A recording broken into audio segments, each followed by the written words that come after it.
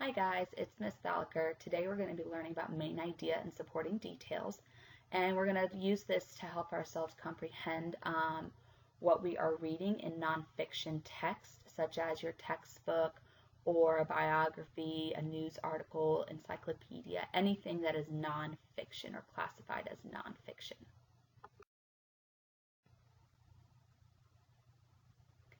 So first things first is, what is main idea?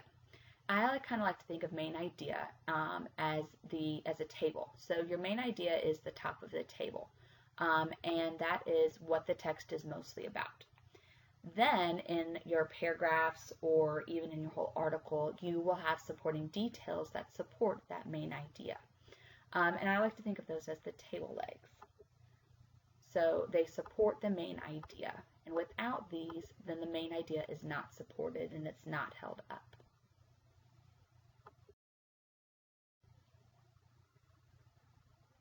So here are some other ways that we could look at it.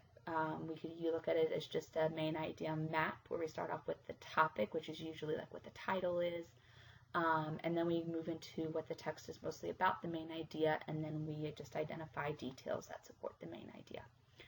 Or on the right hand side you have a ice cream cone where the cone part is your main idea and then it holds your supporting details. And so your main idea is what the text is mostly about, and your details are what facts or details prove or support the main idea.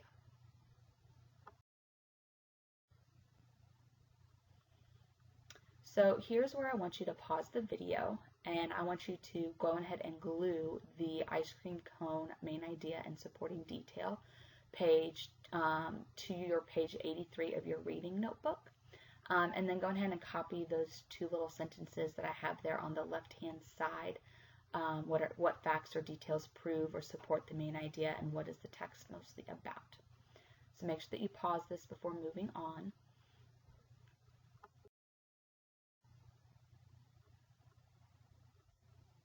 Okay, here's another place that I want you to pause and get some notes and glue this chart into your notebook.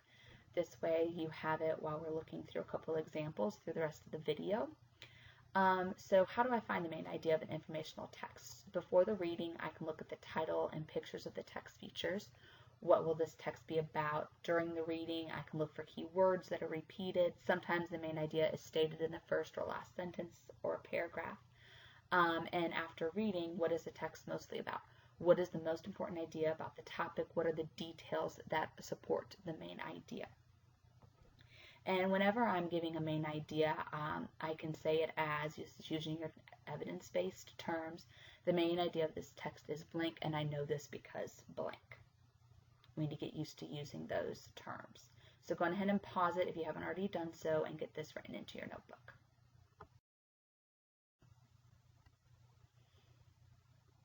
Okay, so now we're going to look at a couple of examples. So on the left-hand side it says, a penny for your thoughts? If it's a 1943 copper penny, it could be worth as much as $50,000. In 1943, most pennies were made out of steel since copper was needed for World War II. So the 1943 copper penny is ultra rare.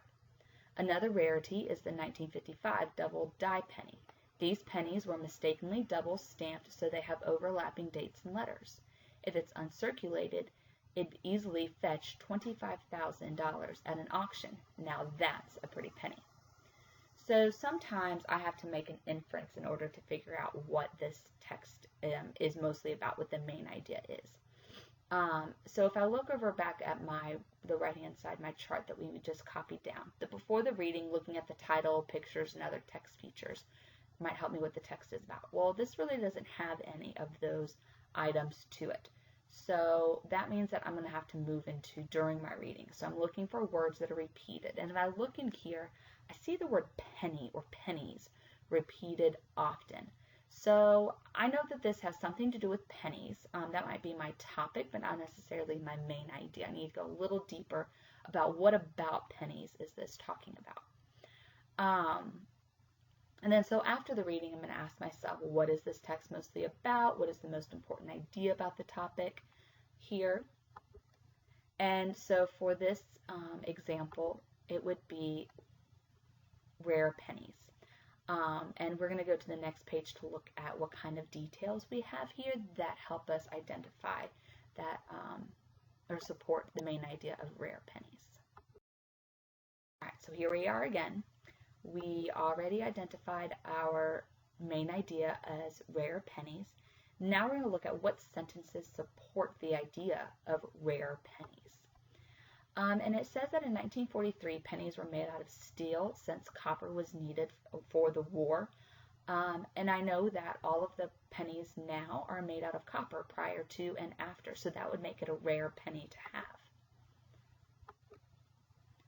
Also, in 1955, double die pennies were double stamped, making them have overlapping dates and letters. So this is another one that would be rare because it's not something that happens a whole lot.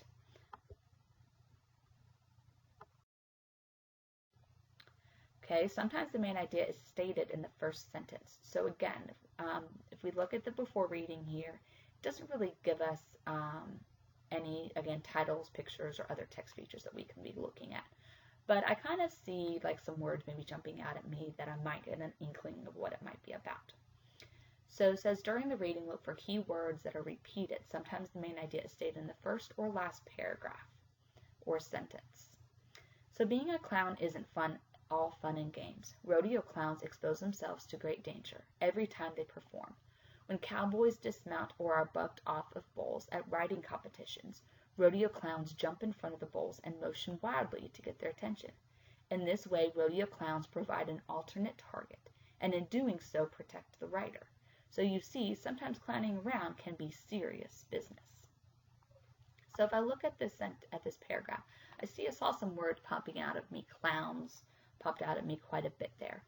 So I'm going to go ahead and look at the first sentence, that this whole passage, this paragraph, is about being a clown isn't all fun and games.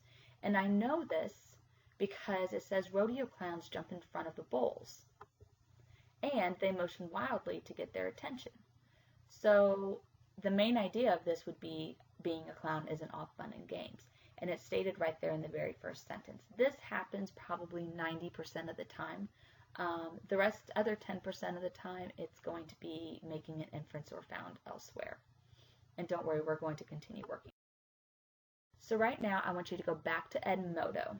And there is a quiz that I have created called Main Idea and Detail Homework Quiz. It's just a couple questions about just main idea and details and just kind of what you have gathered from just this little video so far. But don't sweat. Do the best that you can. And I will see you guys someday. Bye.